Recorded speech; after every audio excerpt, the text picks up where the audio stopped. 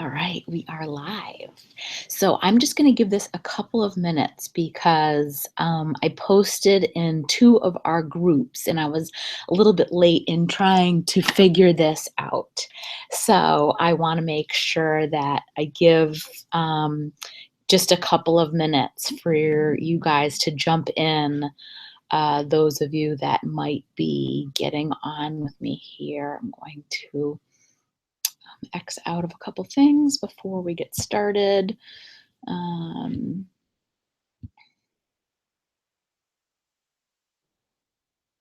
Just don't want too many open things going at the same time here.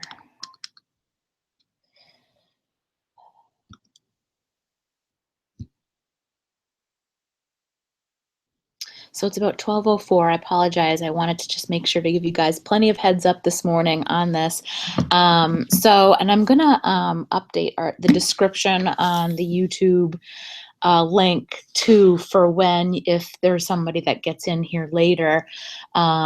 So Angie and I have been reading this really awesome book. And so we're taking a lot of what we're learning and sharing it with you guys. And so if you're able to pick this up and grab it, it's just absolutely incredible. It's called The Body Fat Solution: 5 Principles for Burning Fat, Building Lean Muscle, and Ending Emotional Eating to Maintain Your Perfect Weight. And I just really love his philosophy, and a lot of it goes right in line with everything that we're already doing. And just some of these things are just compounding what we're already doing. So I really am loving this book. And I'm almost to the end. I'm at the part now where they're talking more about the specifics of exercise and training and that kind of stuff. And so it's even helping someone like me that has been at this for a really long time hone in what I'm doing. The book definitely is probably written more towards beginners than anything, like people getting started, because it tackles a lot of those beginning issues that people have. But certainly, it helped me as well in different facets for sure. So I do realize it's a work day, so I'm not sure if a lot of people can jump on during the work week, and that's fine too. So let's see, it's about 6 past. So let me get started with you guys. So I posted yesterday about this formula that he talks about, the A.W.A.R.E formula, and what essentially it is understanding some of the emotional triggers that are attached with eating. And it was like I posted yesterday, I didn't really think about it in that manner. I was thinking, people that have emotional eating problems have, they eat their feelings if they're sad or if they're depressed, and like I've never been that type of a person, so it's hard for me to put myself in that place. I've never been someone that turns to food when things go wrong or bad or stressed. I think when I'm stressed, I tend to work out and that sort of thing. But I certainly have a lot of other triggers, which was really interesting to read about. So, as I posted yesterday, awareness is the starting point. Okay, and then there are the 5 simple steps that are in this process that he calls the A.W.A.R.E formula. So you've got, again, just recapping from yesterday, becoming aware of your eating behaviors, watch out for your emotional eating triggers, and then arrest the behaviors when they happen, replace the old emotional eating behavior with a more constructive one, establish new beliefs about food. And those are your 5. So when we talk about, eating behaviors like I mentioned, becoming aware of those things. So I think that part of it, you don't realize that you're doing it. When you start doing it, you start eating mindlessly. And it becomes kind of like an unconscious pattern. Like for a lot of people, if they're watching TV, like that's a habit at night, they sit and they will just eat chips or whatever their thing is to eat in front of the television, right?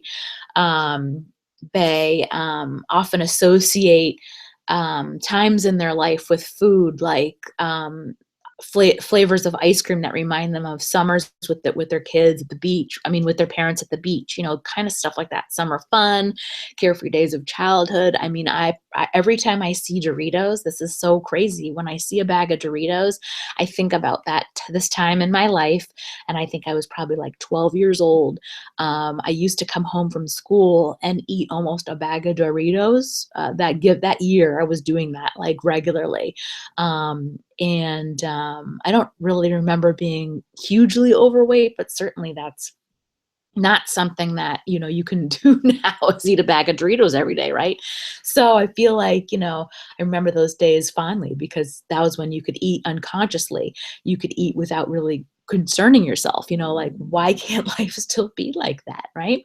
So it's hard, right, to think about things in that way. So habitual eating patterns that are unconscious to you. You're like on autopilot with some of that stuff, like as watching TV or you're playing a video game, um, and they use the example, it's like Pavlov's dog, you associate one thing with the other. So for me, another really big one is going to the movies. And so I can, but I don't like to go to the movies without having popcorn. And so I associate with that all the time. So when I know that we're going to the movies, I need to plan it on a treat day because I know I can't go into a movie theater without wanting the popcorn. I've done it. I don't like it, but I've done it. But that's an association that I have. Um, Let's see. I mean, they go into a lot more detail, but I really just wanted to kind of touch upon some of the things for you guys. So when you're looking, your number two is like watch out for these emotional triggers, right?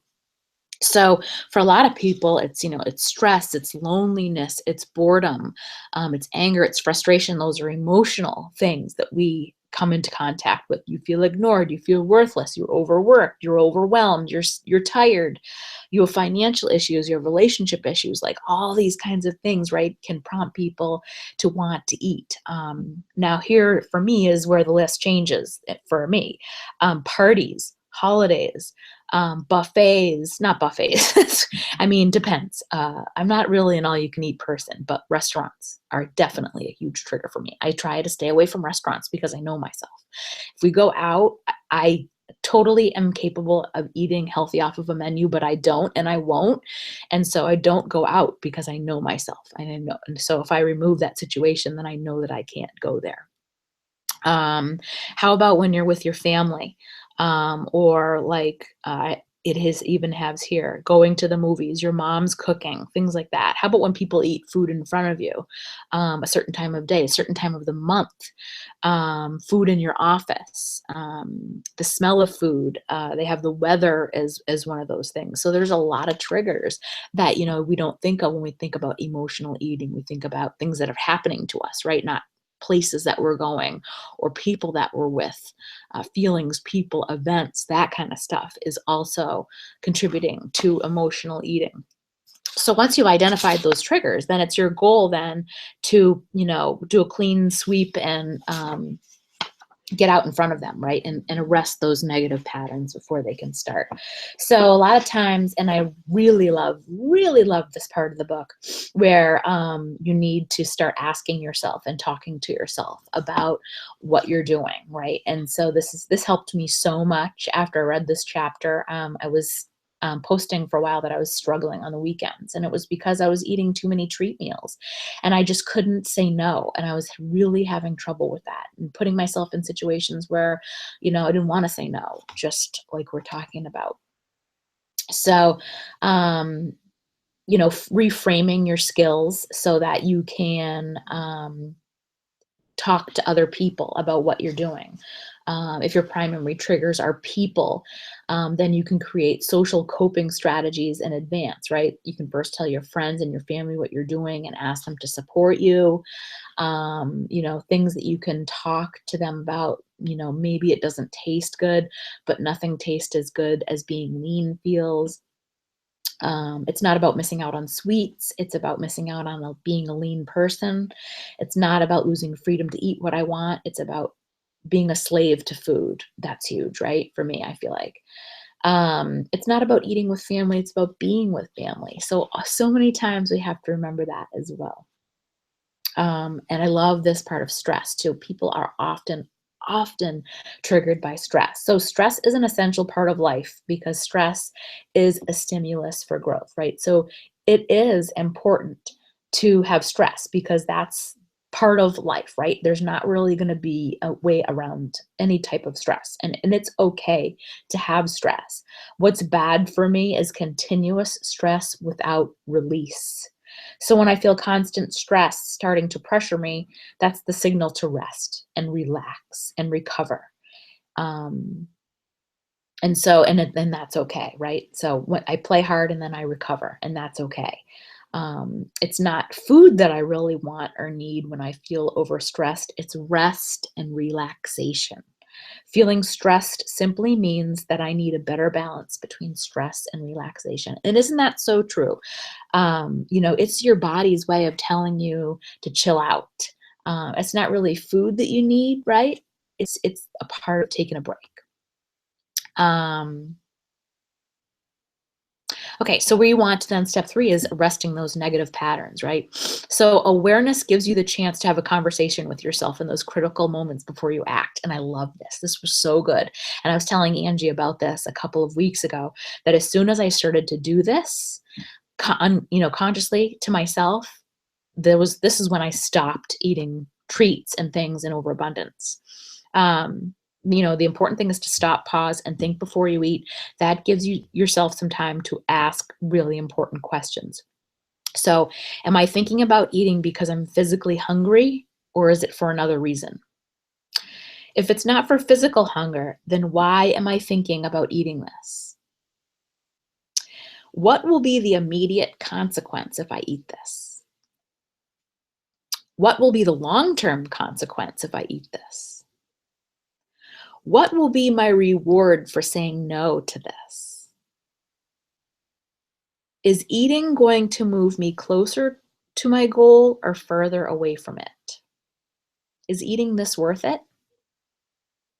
So, if you're asking yourself these questions and you're thinking about the consequences, it's going to help you to see more perspective. It's going to help you to understand that maybe you should be second guessing that, because I think that oftentimes, like for me, I'll walk into the pantry and see, ooh, I'm just gonna have a couple of those pita chips, or ooh, just a couple tortillas, because that doesn't really count, right? A couple of them counts.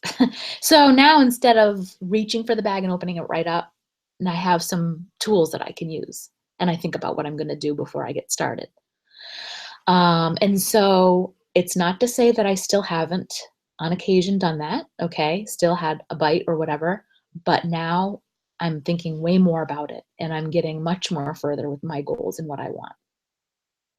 Um, then, the other thing too is how will I feel after I've eaten this? I think about that too. You know, in one part he says in here, and this is good too. I ask myself, do I really want to eat this processed unnatural food if it's going to become part of every cell in my body, my muscles, my brain, my lungs, or even my eyeballs, right? It's going to become part of you. um, and how are you going to feel afterwards? And then we talk about that a lot in our group, right? How many times have we seen people post, I had a stomach ache from overdoing it this weekend. The bad food came back to haunt me after the such and such treat meal, whatever you did, right? So those are thoughts that we need to think about. Like, how do you feel the morning after having, a couple of cocktails? Do you feel like you want to do insanity? No, I don't. So that's really important to think about, right? Those kinds of things, especially if you're looking to reach certain goals. Okay, so step 4 is to replace the old emotional eating behavior with more constructive alternatives. So it's not about the food, it's about getting the feeling, okay? So if you're eating because you're trying to have, something else in your life, what you're really hungry for is companionship or love or happiness. And if you could get these feelings in some other way than from eating, then why wouldn't you, right? Why don't you? What if you found out that eating food provided only short-term pleasure followed by long-term pain? Would you still eat it? So, then I love the other thing about this book is he gives real life examples of different people of all walks of life. So he had this girl, Tanya, for example, was a 36-year-old single entrepreneur, and she told me she had begun to gain weight in her 30s and believed it was from stress and lack of time for exercise. The turning point for her was the moment she realized that her eating for stress relief didn't relieve anything at all. It actually created more stress through guilt. And that's what happened, right? So I used to believe that eating would make me feel good, but now I realize that overeating really makes me feel sluggish, bloated, guilty. It was worth it for a short-lived relief I got, but what really makes me feel good is being in control and the victory I feel from becoming fitter, healthier, and better than I was yesterday. So I love hearing that because you know that that's so true. And sometimes it just takes a couple different perspectives for you to really go, yeah, I agree with that. There's certainly people that they could become stressed and then they get into binge eating and that sort of things. So the best things are really when you feel the temptation to feed emotional hunger, distract yourself by doing some sort of physical activity like walking. We always talk about that in some of our posts too. Physical movement and exercise could be like the single best way to change how you're feeling. Emotion follows motion. Your adrenaline gets going, and when you're busy and things start moving and you start to feel better and then those feelings subside. The worst thing that you can do is nothing, right? So number 5 is establishing new beliefs about food and the right reasons for eating. Um, so this one is really cool because it's really how you talk about food, right? We use words like diet and cheat and guilt and that kind of thing. And we really want to disassociate ourselves from that because you want to think about food in a positive way, not that it's bad, right? So, um, he gives other examples in here too about people that have come to him that are really successful. They say my body's a temple, right? So this is one thing that you're talking about yourself, your belief system in your body. You're poisoning it with junk food. Your body's a gift from God, right? A lot of people say that too. So if you want to empower yourself and get those limiting beliefs out of your vocabulary, then you need to choose some empowering labels. When it comes to food, he says he's discovered that lean, fit, healthy people have a unique set of beliefs about food and distinct metaphors and how they use to describe food and what it's for. So here we have a list of them that I'll read to you guys. I really, again, just love this because I think it just puts such a different twist on things. And once you see something in a different perspective, I really think it just makes you that much more successful. So, and we talk about this one all the time, food is fuel, right? It is a way to nourish your body. I mean, think about that. If you aren't eating enough or you're not getting enough calories, you're not going to be able to get enough energy to do your workouts. I mean, think about how many calories you burn, and even just by walking around, like what you're expending. And if you don't refuel your body, you're going to feel tired and lethargic, and your metabolism is going to tank. And so you really need to think about your body like a machine and that you're fueling it. Food is the best medicine, and I've felt that way a million times. I sometimes will think, I don't have like bad skin or breakouts and all these other effects that maybe people my age are going through. And I like to think that I attribute that to all the good foods that I eat, that I feel good. I don't have pains or aches or, issues that are debilitating or anything like that. And I just really feel like it's because I get enough of all of the right vitamins and minerals and all the balance of the different foods that I'm eating. And hopefully, I'm going into my mid 40s here, and I'm hoping that I'll never have to be on any sort of serious like medications and things like that, on the right path for that stuff. Food is a construction material for the body. So when you think about that, food can help you to build lean muscle, right? And the right foods in the right proportions are what is going to help you to reconstruct your body.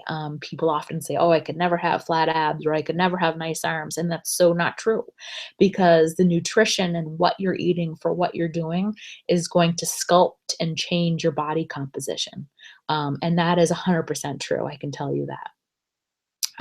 Food stokes the fire in the metabolism.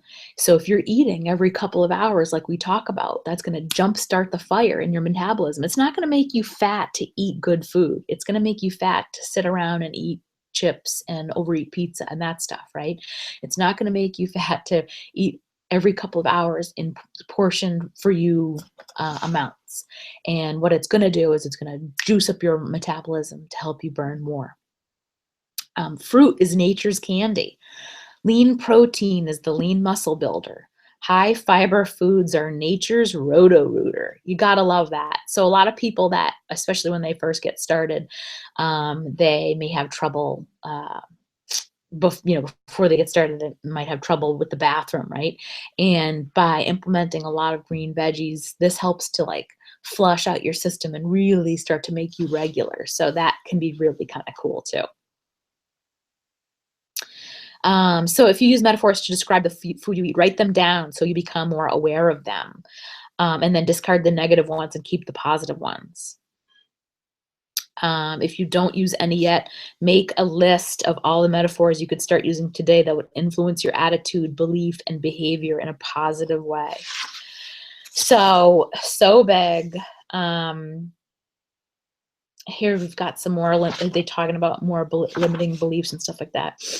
Breakfast is the most important meal of the day. Food's for energy. I deserve a good cheat meal on the weekends if I had a good week. It's important to avoid artificial chemicals. It's good to eat as organic as possible. High protein is important for building muscles. It's important to eat the right foods when I'm traveling a lot.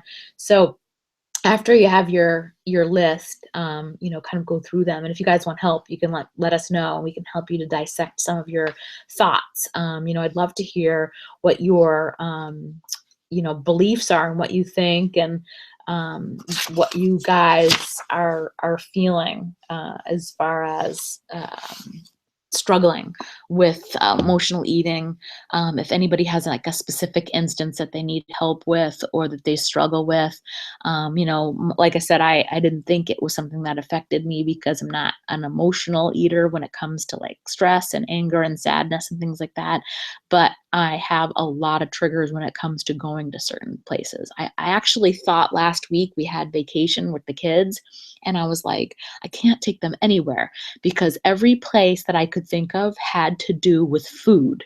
And while they don't count calories and they can eat whatever at this point, I can't put myself in those situations because I can't control myself in a lot of those. I just, and it's not that I like say if I was going to take them for ice cream, build ice cream sundaes, I wouldn't build myself this monster thing and binge, but I would have something and then I would feel bad. And it's not part of my daily plan. So I would feel more bad. And it's during the week. Like I have these set rules for myself where, during the week I'm 100% on point, and I really can stick to that. It's when Friday rolls around that I start to have those thoughts about what I can have on the weekend because it's a free time and I have to change that. And so if I plan my meals like I plan during the week, I'll be successful. And then if also we plan to go out, then I'm successful. When I start to run into problems is if we have more than one event happening on the weekend, then it rolls into more than one free meal for me. And so I need to work on that. So for example, if I had said, let's go to the movies or let's go and have ice cream or whatever it might be, then that's in addition to something else that I've already planned for the week. So it's hard. And so, we all struggle. We definitely all struggle. Nobody's perfect. And, even like the best of the best people They might be disciplined, but everybody's got their faults, right? So I'm not special. Angie's not special. The coaches that you follow or see are not special. We all have issues, but the point that we do this all together is that we can help each other through it and then give each other ideas and tools and inspiration and motivation to make changes in our life so that we can just be better. Right? Do things better. And I feel like too, learning from your experiences. Like I came from the place where I would I'd work out crazy all week long and eat really well, and then Friday, Saturday, Sunday, I would like binge on whatever, and like I would when Mark and I were dating, I'd pick the crappiest restaurants to binge out on for like 3 days in a row, and then we'd be drinking too. This was before we had kids and stuff, so we'd be drinking all weekend too, and then I'd wonder why I like never went anywhere. Like I was lucky that it didn't get worse, but I must have burned so many calories during the week that it just stayed there. I never moved really. So I've come a long way for sure because I want to see those results too. I know that takes sacrifice and discipline, but I also want to have a happy balance and I want to enjoy my life too. So, and I think that's kind of where everyone stands. So I'm glad that I was able to do this video for you guys today. It's a little bit long-winded, but definitely watch and catch up on your leisure. And then if you guys have any questions, make sure you post below or tag one of us, and we'd be glad to help you if a specific circumstances that you have issue with. Okay, guys? All right. Have an awesome Tuesday, and we'll talk to you later in the week.